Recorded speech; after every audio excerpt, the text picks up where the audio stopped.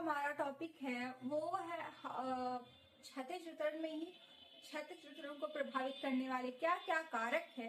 ठीक है, तो जिसमें से हमने अक्षांश पढ़ा था, समुद्र तल से दूरी, ऊंचाई, और फिर आखिरी जो हमारा पॉइंट था, लास्ट पॉइंट, वो हम क्या पढ़ रहे थे, धरातल और समुद्र का स्वभाव। ठीक है, कि दोनों का स्वभाव कैसा होता है। तो उस स्वभाव में हमने 7 पॉइंट्स को देखा था। क्या क्या हमने देखा था कि क्या होता है, फर्स्ट कि वाष्पीकरण की वजह से किस तरह से होता है, जल वाष्प और विशिष्ट ऊष्मा, अल्बेडो। ठीक है, तो इस तरह से करके हमने 7 कारक देखे थे। ठीक है, तो आगे का जो इसका पार्ट बचा हुआ है उसको आज की वीडियो में हम कवर करेंगे। ठीक है, तो आज के वीडियो को हम शुरू करते हैं। ठीक है, आज का जो टॉपिक है हमारा वो शुरू करते हैं। तो हमारा टॉपिक क्या है, हमें आज पढ़ना था कि किस तरह से धरातल की वजह से, धरातल का स्वभाव की वजह से जो क्षैतिज वितरण है वो प्रभावित होती है। उसके बाद क्या आएगा हमारा, लोकल विंड्स की वजह से किस प्रकार प्रभावित होती हैं, महासागरीय धाराओं की वजह से किस प्रकार से प्रभावित होती हैं, ढाल की वजह से किस प्रकार से प्रभावित होती है। ठीक है, तो एक एक करके सबको देखते हैं। ठीक है, धैर्य रखिए, धीरज रखिए, सबको एक एक करके कवर करते हैं। ठीक है, तो सबसे पहला पॉइंट, पहला नहीं सॉरी, हमारा ये होगा 5वां पॉइंट। ठीक है, 4 हमने कल पिछली की वीडियो में पढ़ा था, आज हम 5वां देखते हैं। ठीक है, तो 5 नंबर क्या है हमारा, धरातल। ठीक है, धरातल की प्रकृति। ठीक है, 5th नंबर दीजिए, धरातल की प्रकृति।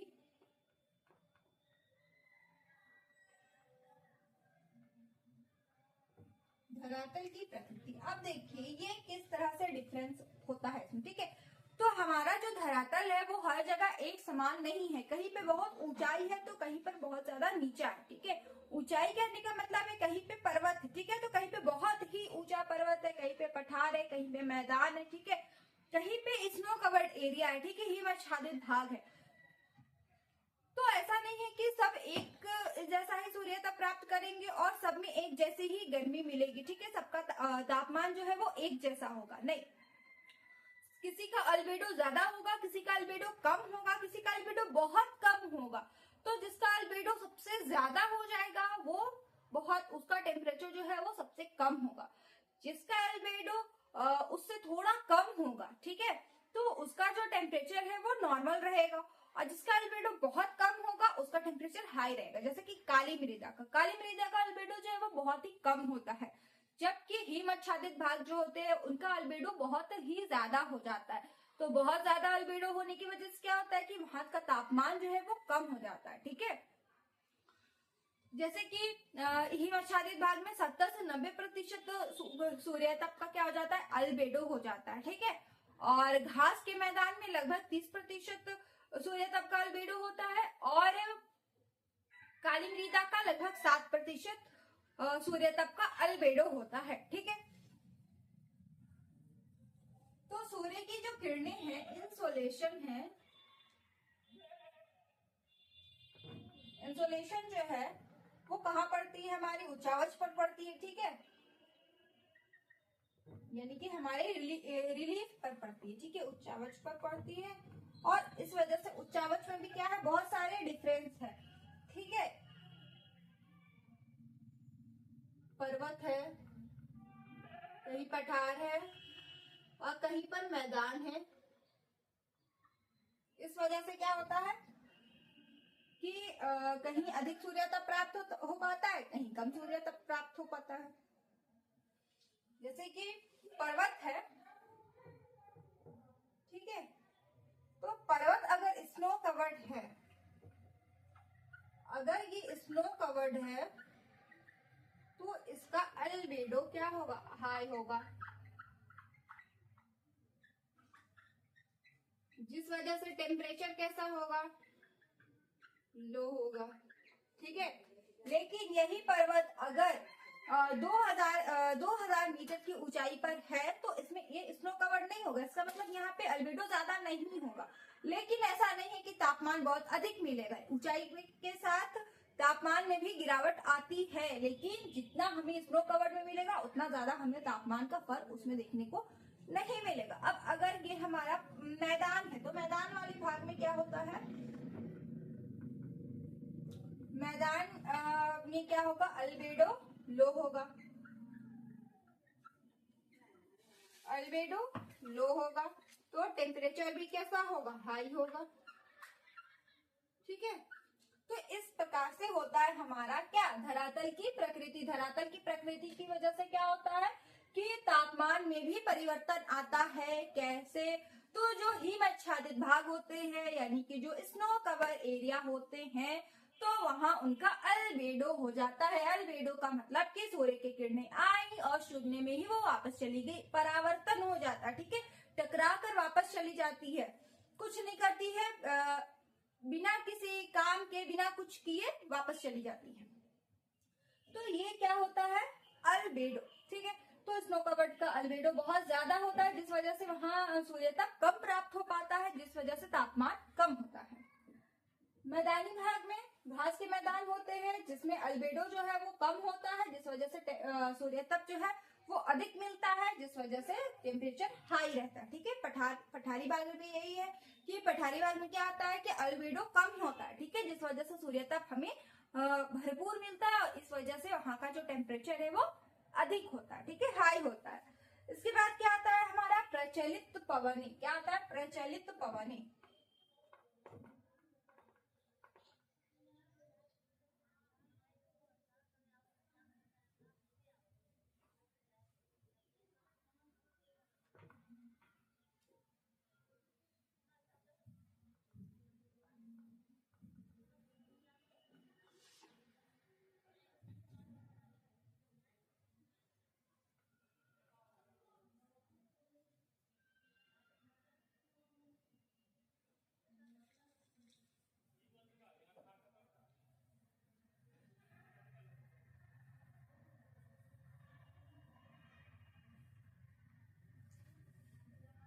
सिक्स नंबर हमारा क्या आता है, प्रचलित पवनी।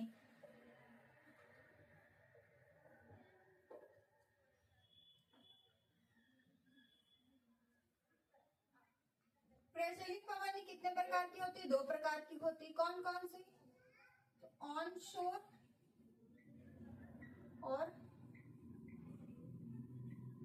ऑफ शोर। अब ये क्या होता है कि जैसे मान लीजिए ये अफ्रीका है,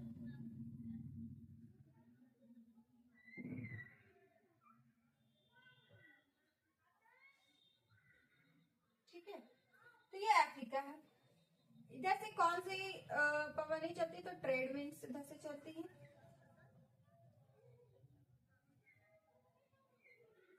अब जब इधर से ट्रेड विंड्स चल रही हैं, ठीक है, व्यापारिक पवनें चल रही हैं, तो ये अपने साथ क्या लेकर के आएगी, जल को लेकर के आएगी। ठीक है, और यहाँ पर इसे जमा करेगी। कैसे पानी को लेकर आएगी, यहाँ पर अपने साथ गर्म जल को लेकर आएगी, क्योंकि ये क्या है, एक गर्म धाराएं हैं। ठीक है, यहाँ पर क्या होगा, टेम्परेचर हाई हो जाएगा। ठीक है, ये अपने साथ क्या बहा कर लाई है, हाँ, पानी को बहा कर लाई है, जो कि कैसी थी, गर्म थी। और यहाँ जब यहाँ पर गर्म जल की धाराएं आई, तो यहाँ पर का जो टेम्परेचर है अफ्रीका के ईस्ट के साइड का जो टेम्परेचर है वो बढ़ जाएगा। ठीक है, ये इसका अगर हम पार्टीशन कर दे तो ये होता है, ये हो जाएगा ईस्ट और ये हो जाएगा वेस्ट। ठीक है, तो जब ट्रेड विंड्स अपने साथ गर्म धाराओं को लेकर आती है, तो वो गर्म धाराएं एक जगह पर इकट्ठा हो जाती है, जिस वजह से अफ्रीका के ईस्ट के साइड का जो टेम्परेचर होगा वो बढ़ जाएगा। ठीक है, ये यहाँ पर का टेम्परेचर क्या हो जाएगा, बढ़ जाएगा, और इसी हम क्या कहते हैं, ऑन शोर कहते हैं। क्या कहते हैं, ऑन शोर। ठीक है, अब यहाँ पे से जब वापस इधर ही से जब ट्रेड विंड्स वापस जाएंगे, ठीक है, तो ये क्या करेगी, ठंडे जल को अपने साथ बहा कर लेकर जाएगी, और यहाँ पर का टेम्परेचर क्या हो जाएगा, लो हो जाएगा। ठीक है, यहाँ पर का टेम्परेचर कैसा हो जाएगा, लो हो जाएगा। तो वेस्ट अफ्रीका का टेम्परेचर कैसा रहेगा, लो रहेगा, जबकि ईस्ट अफ्रीका का टेम्परेचर कैसा रहेगा, हाई रहेगा। ठीक है, और ये कौन सी विंड्स चल रही है, ट्रेड विंड्स। ट्रेड विंड्स अपने साथ क्या लेकर के आई, गर्म धाराएं लेकर के आई, जिसका जमाव वो कहाँ पर कर रही है, तो अफ्रीका के ईस्ट कोस्ट पर कर रही है, जो जिसकी वजह से क्या हो रहा है कि तापमान में वृद्धि हो रही है। ठीक है, इसे हम क्या कहते हैं, ऑन शोर। फिर ये वेस्ट के साइड से जब वापस जा रही है, आगे बढ़ रही है ये जब पवनें, तो क्या कर रही है, ठंडे जल को अपने साथ बहा कर लेकर जा रही है, जिस वजह से यहाँ पर का टेम्परेचर क्या हो रहा है, डिक्रीज हो रहा है, लो हो रहा है। तो वेस्ट अफ्रीका का टेम्परेचर कैसा होगा, डाउन होगा, लो होगा। ठीक है, इसके बाद क्या आता है, समुद्री धाराएं। तो समुद्री धाराएं, जैसी धाराएं चलेगी तापमान भी वैसा होगा। ठंडी धाराएं चलेंगी तो तापमान ठंडा होगा, गर्म धाराएं चलेंगी तो तापमान कैसा होगा, गर्म होगा। ठीक है,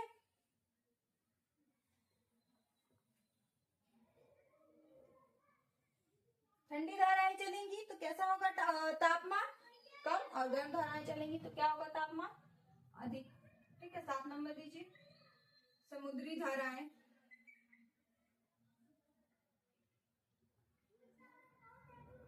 क्या होगा, अगर ये कोल्ड होगा तो ये क्या हो जाएगा, टेम्परेचर डिक्रीज, और अगर ये वार्म होगा,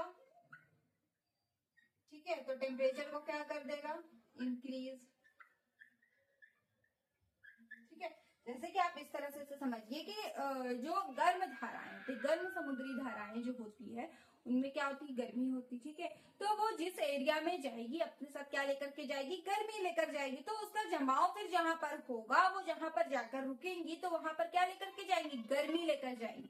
लेकिन जो ठंडी धाराएं होंगी तो अपने साथ क्या लेकर के जा रही है, ठंड लेकर जा रही है। तो वो क्या करेगी, जहां पर उसका जमाव होगा तो उस एरिया को क्या कर देगी, ठंडी कर देगी। ठीक है, तो वहां का जो टेम्परेचर होगा, जब ठंडी धाराएं वहां पर पहुंचेगी तो वहां का टेम्परेचर जो होगा वो डाउन हो जाएगा, और जब गर्म धाराएं वहां पर पहुंचेगी तो वहां का टेम्परेचर कैसा हो जाएगा, हाई हो जाएगा। ठीक है, इसके बाद आता है हमारा स्थानीय पवनें।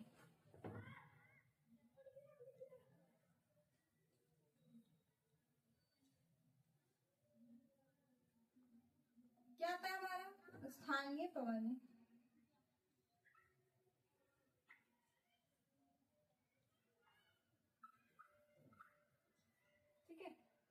अब ये जो स्थानीय पवनें हैं, ये टेम्परेचर को बढ़ा भी सकती है और टेम्परेचर को घटा भी सकती है। ठीक है, यानी कि ये टेम्परेचर को हाई भी कर सकती है, टेम्परेचर को लो भी कर सकती है। जैसे कि चिनूक पवन है, ठीक है, तो ये टेम्परेचर को क्या कर देती है कि बढ़ा देती है टेम्परेचर को। ठीक है, और बोरा जो हो गया ये एक ठंडी हवा। ठीक है, तो ये ठंडी हवा क्या करती है कि टेम्परेचर को डिक्रीज कर देती है। जैसे कि हमारे इंडिया में क्या चलता है गर्मी के दिनों में, लू।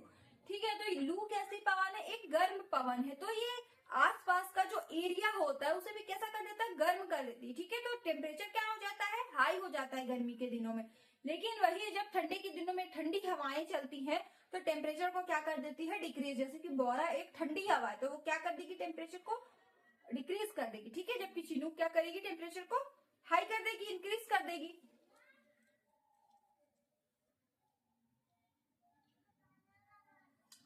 जैसे ये क्या करती है, टेम्परेचर को इंक्रीज भी कर सकती है और टेम्परेचर को डिक्रीज भी कर सकती है। जैसे कि हो गया चिनूक, ये कैसी हवा है, हॉट और ड्राई। ठीक है, तो ये टेम्परेचर को क्या करती है, इंक्रीज। जबकि बोरा कैसी हवा है, ठंडी। ठीक है, तो ये टेम्परेचर को क्या कर लेती है, डिक्रीज। ठीक, समझ आ गया, क्लियर हुआ। तो अब नेक्स्ट जो हमारा पॉइंट है वो है ढाल की प्रकृति। ठीक है, एक और पॉइंट आता है हमारा ढाल की प्रकृति, और एक आता है हमारा मेघाच्छादन। तो मेघाच्छादन क्या होता है कि जहां पर इवेपोरेशन अधिक होगा तो वहां पर संघनन की प्रक्रिया भी अधिक होगी। ठीक है, तो संघनन जब होगा तो बादलों का निर्माण अधिक होगा। तो बादलों के निर्माण की वजह से क्या होगा कि जो सूर्य तक जितना आना चाहिए उतना आ नहीं पाता है, जिस वजह से टेम्परेचर जो है वो डिक्रीज हो जाता है। और जो पार्थिव विकिरण जो वापस जा रही होती तो वो टकराकर वापस से धरातल पर आ जाती, जिस वजह से धरातल का तापमान क्या हो जाता है, गर्म हो जाता है। ठीक है, तो एक हम क्या देखते हैं, ढाल की प्रकृति।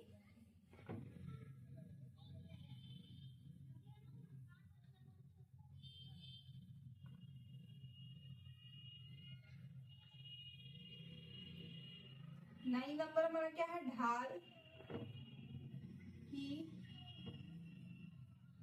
प्रकृति या प्रवृत्ति।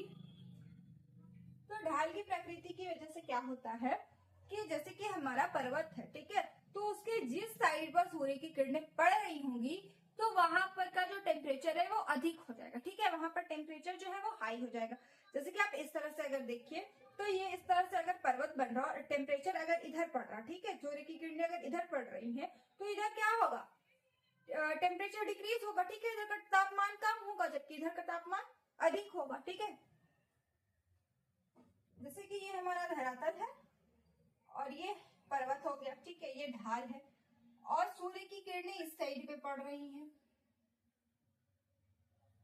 तो यहाँ पर क्या होगा, यहाँ पर वाष्पीकरण भी अधिक होगा, ठीक है, और तापमान भी यहाँ का क्या होगा, हाई होगा। टेम्परेचर कैसा होगा, इंक्रीज होगा, टेम्परेचर कैसा हो जाएगा, इधर का इंक्रीज हो जाएगा और इधर का टेम्परेचर क्या हो जाएगा, डिक्रीज हो जाएगा। टेम्परेचर क्या हो जाएगा, डिक्रीज या हाई टेम्परेचर और लो टेम्परेचर भी आप लिख सकते हैं, ठीक है, हाई टेम्परेचर और लो टेम्परेचर। क्यों, क्योंकि पर्वत के एक साइड पर ही क्या हो रहा है कि सूर्य की किरणें पड़ रही हैं, ठीक है, तो इधर क्या होगा कि अधिक से अधिक सूर्य तक इसे प्राप्त होगा, ठीक है, तो ये ज्यादा से ज्यादा गर्म हो जाएगा। अब ऐसा है कि जब सूरज ढलने लगेगा, ठीक है, तो वो धीरे धीरे धीरे धीरे करके इधर आएगा, लेकिन शाम का वक्त जब हो जाएगा, शाम का टाइम जब हो जाएगा तो क्या होगा कि इधर उतनी अधिक सूर्य की किरणें मिल नहीं पाएंगी, ठीक है, तो ये एक कारण होता है। इसके बाद एक और कारण हमारा क्या आता है, मेघाच्छादन। तो मेघाच्छादन की वजह से क्या होता है कि समुद्र तल में क्या होता है कि वाष्पीकरण अधिक होता है, तो वाष्पीकरण अधिक होने की वजह से क्या होता है कि गर्म जो हवाएं हैं वो ऊपर उठ करके बादलों का निर्माण करती है। जब ठंडी हो जाती है तो क्या हो जाता है, संघनन की प्रक्रिया होती है और संघनन की प्रक्रिया के दौरान क्या होता है कि बादलों का निर्माण हो जाता है, ठीक है, जिस वजह से सूर्य की किरणें जो है वो कम पड़ती हैं, ठीक है। तो ये हमारा आज का टॉपिक था, छोटा सा ही टॉपिक बचा हुआ था जिसे हमने आज की वीडियो में कवर कर लिया। तो अब टेम्परेचर इन्वर्जन के बारे में कुछ चीजों को जान लेते, ठीक है। टेम्परेचर लंबवत वितरण, ठीक है, लंबवत वितरण और हमारा क्या बचा हुआ है, ऊर्ध्वाधर वितरण। एक चीज तो बच गया, हॉरिजॉन्टल डिस्ट्रीब्यूशन होता है, ठीक है, तो इसे हम दर्शाते कैसे, ठीक है, तो इसे दर्शाने के लिए हमें किस चीज की जरूरत पड़ती है, आइसोथर्म्स की, ठीक है, आइसोथर्म मतलब कि समताप रेखाएं। अब ये समताप रेखाएं क्या होती है, तो समताप रेखाएं ऐसी रेखाएं होती है, मानचित्र पर एक काल्पनिक रेखा होती है जो कि समान तापमान वाले जगहों को एक दूसरे से मिलाती है, ठीक है, उसे हम क्या कहते हैं, समताप रेखा या आइसोथर्मल लाइन, ठीक है। तो उसका एक हेडिंग दे देते हैं हम। अब इसके बाद क्या आता है कि क्षैतिज वितरण जो है, तापमान का क्षैतिज वितरण है, तो ये किस चीज से प्रभावित, इसका किस तरह से ये प्रभावित होती है, तो इसका वितरण जो है अक्षांशों के अनुसार होता है, लेकिन हम इसे मैप में किस प्रकार से दर्शाते हैं, तो मैप में दर्शाने के लिए हम किस चीज का यूज करते हैं, आइसोथर्मल लाइन का यूज करते हैं, यानी कि समताप रेखाओं का यूज करते हैं। अब ये समताप रेखाएं क्या होती है कि समान तापमान को मिलाने वाली एक इमेजिनरी लाइन होती है जिसे हम मैप में ड्रॉ करते हैं, ठीक है। इसका रूल क्या है, इसे ईस्ट टू वेस्ट ड्रॉ करते हैं, ठीक है, ये सेम जो जहां पर जो सेम टेम्परेचर होगा उसे मिलाएगी, ठीक है। हाई टेम्परेचर आने पर ये बेंड करती है, ठीक है, ये मुड़ जाती है, ठीक है। ओशन का अलग होता है और लैंड का अलग होता है, ठीक है। तो इस तरह से हम इसे मैप में दर्शाते हैं, ठीक है। और जो हॉरिजॉन्टल डिस्ट्रीब्यूशन है ये सबसे ज्यादा किस चीज से इफेक्टेड होती है, अक्षांशों से, यानी कि लैटिट्यूड से। लैटिट्यूड की वजह से क्योंकि जुलाई के टाइम पे क्या है कि ट्रॉपिक ऑफ कैंसर पर जो सूर्य की किरणें हैं वो सीधी पड़ती, ठीक है, तो वहां पर का टेम्परेचर हाई हो जाता है। अब इसे हम एक बार लिख करके देख लेते हैं, ठीक है। हॉरिजॉन्टल डिस्ट्रीब्यूशन को दर्शाना, किस प्रकार से हम इसे दर्शा सकते हैं, हॉरिजॉन्टल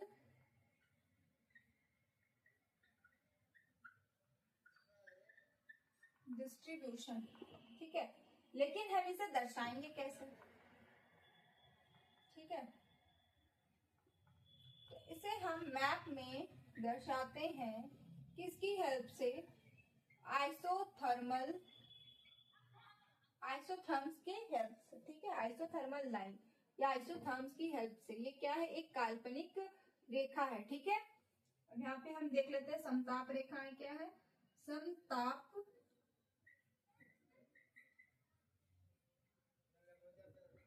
मानचित्र पर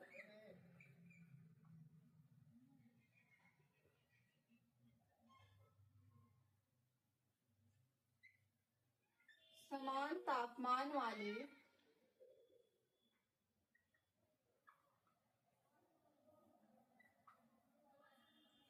स्थानों को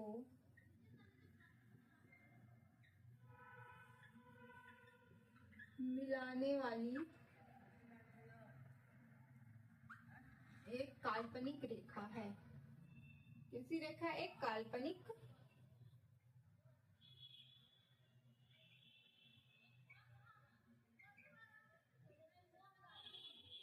मानचित्र पर समान तापमान वाले स्थानों को मिलाने वाली एक काल्पनिक रेखा कौन है, समताप रेखा, ठीक है। अब ये क्या है, इसका डायरेक्शन किधर होता है, ईस्ट टू वेस्ट, ठीक है, पूरब से पश्चिम की तरफ होता है। इसका लैटिट्यूड में इसे हम किस तरह से दर्शाते हैं, पूरब से पश्चिम की तरफ। हॉरिजॉन्टल डिस्ट्रीब्यूशन जो है वो किस चीज से ज्यादा इफेक्टेड होता है, तो अक्षांशों से, ठीक है। इसका डायरेक्शन क्या होता है, डायरेक्शन ईस्ट टू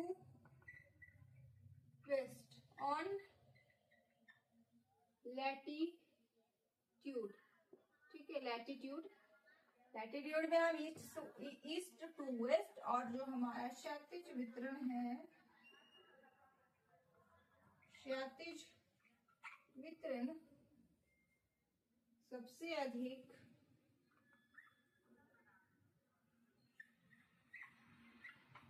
अक्षांशों से प्रभावित होता है।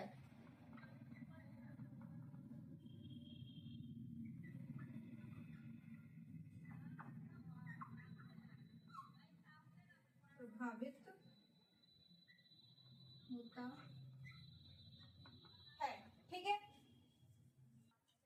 अब धरातल और समुद्र में परिवर्तन की वजह से, अंतर की वजह से क्या होता है कि सी का टेम्परेचर जो है वो अलग होता है और लैंड का जो टेम्परेचर है वो अलग होता है, जिस वजह से हमारा जो आइसोथर्मल लाइन है, समताप रेखा है, वो क्या हो जाती है, मुड़ जाती है, ठीक है, बेंड करती है।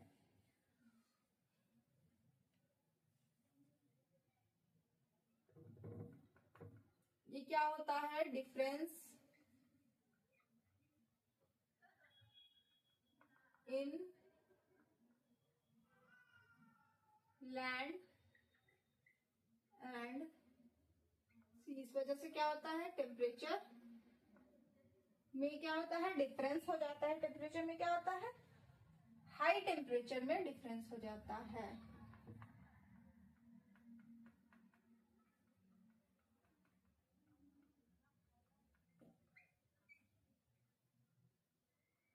ठीक है, जिस वजह से ये क्या करती है, बेंड करती है। क्या करता है, हमारा जो आइसोथर्मल लाइन है, आइसोथर्म्स जो है वो क्या करती है, बेंड करती है, ठीक है, यानी कि मुड़ती है। जैसे कि ये हमारा ओशन है और ये हमारा लैंड है।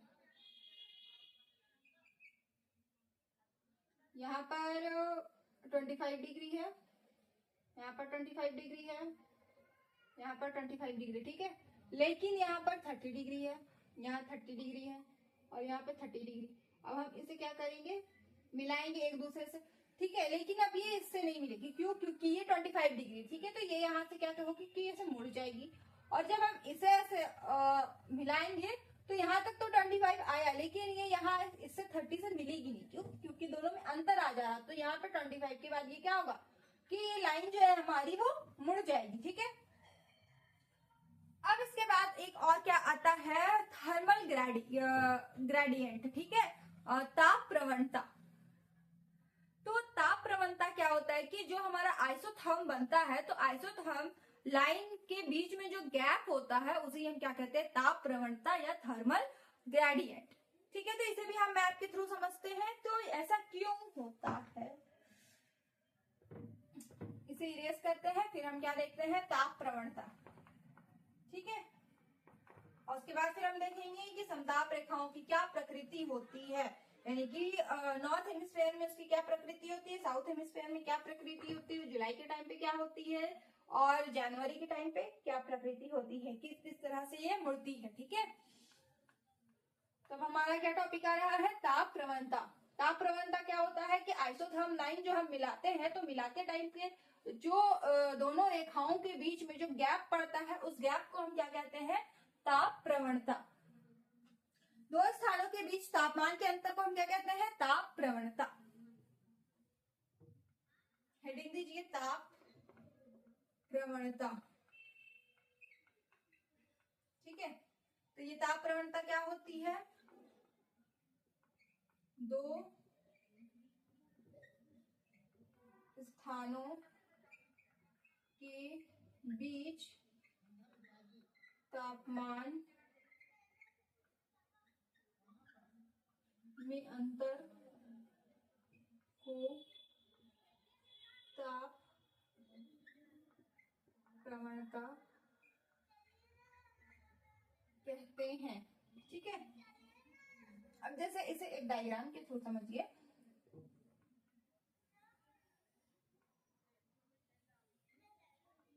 ये हो गया हमारा 0 degree, 5 degree, 10 degree, -5 degree, -10 degree, 10 degree, 20 degree, यहाँ पर 15 डिग्री, 25 डिग्री। ठीक है, तो ये हो गया हमारा क्या, ये हमने बना लिया। ठीक, तो अब हम इसे इस तरह से मिलाते जाते हैं।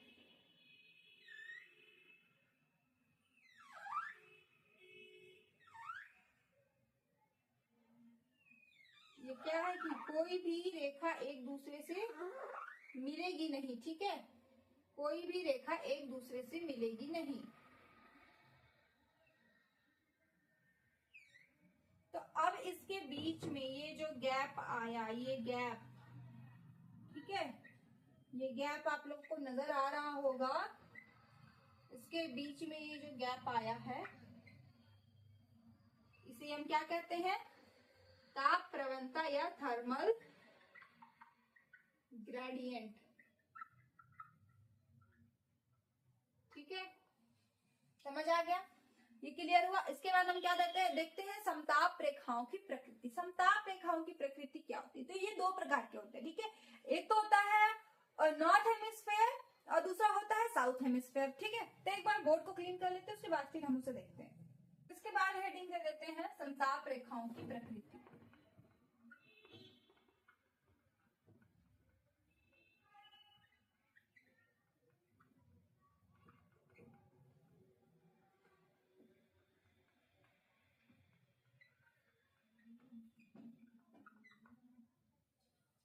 तो ये दो प्रकार से होती है। ठीक है, एक नॉर्थ हेमिस्फेयर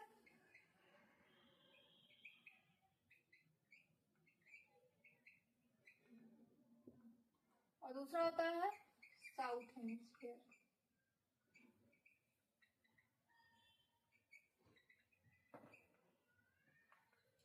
यहाँ के नॉर्थ हेमिस्फेयर और साउथ हेमिस्फेयर में कौन कौन सा होता है, जुलाई आइसोथर्म, जुलाई आइसोथर्म और जनवरी आइसोथर्म।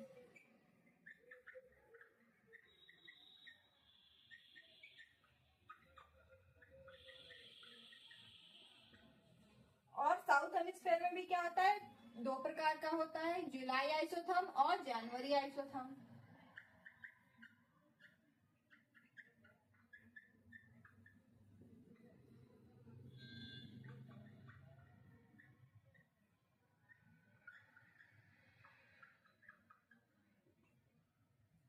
अब इसमें क्या होता है कि जुलाई के टाइम पे जो सूर्य की किरणें हैं वो ट्रॉपिक ऑफ कैंसर पर यानी कि कर्क रेखा पर लंबवत पड़ती है। ठीक है, सीधी पड़ती है।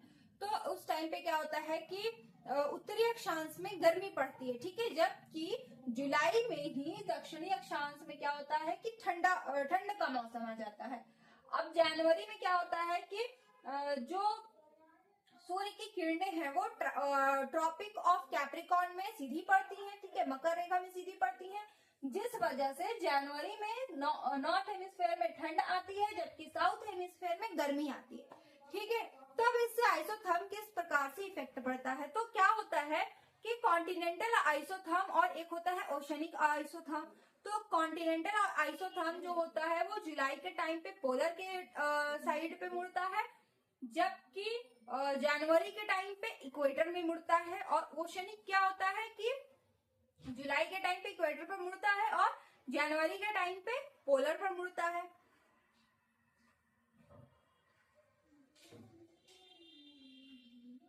कॉन्टिनेंटल आइसोथर्म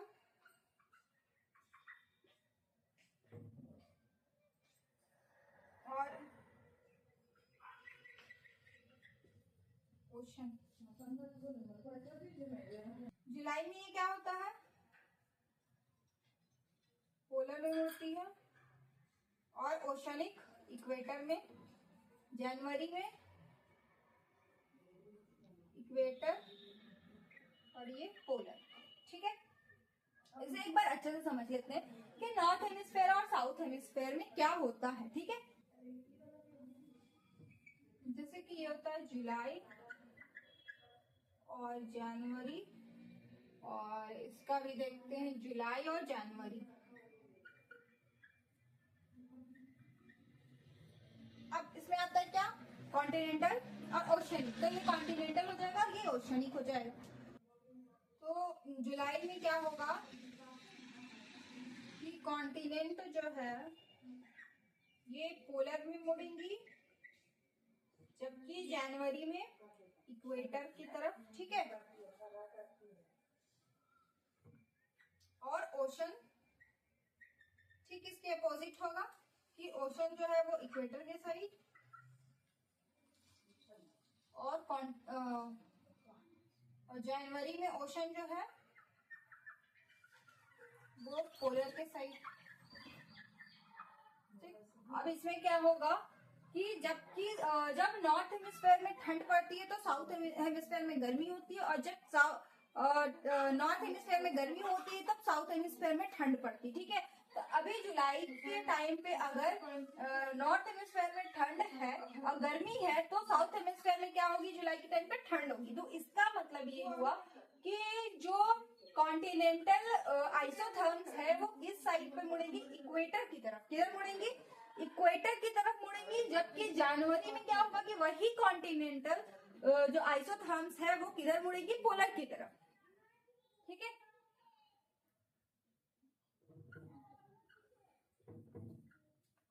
कॉन्टिनेंटल जो आइसोथर्म्स है वो कहाँ मुड़ेंगी, इक्वेटर की तरफ, और ये जनवरी में पोलर।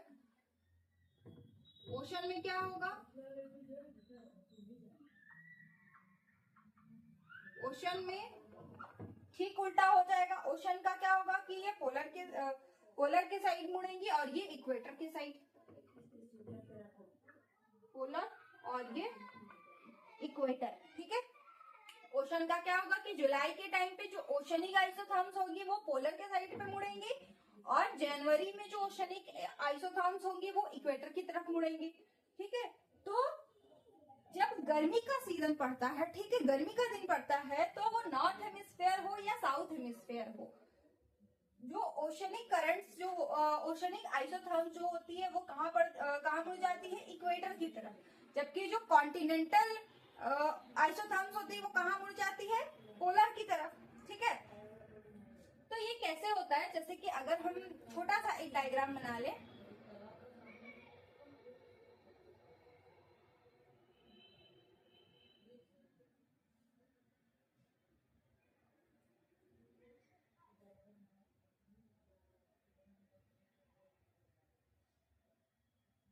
ठीक है, और थोड़ा इधर इरेज कर लेते हैं।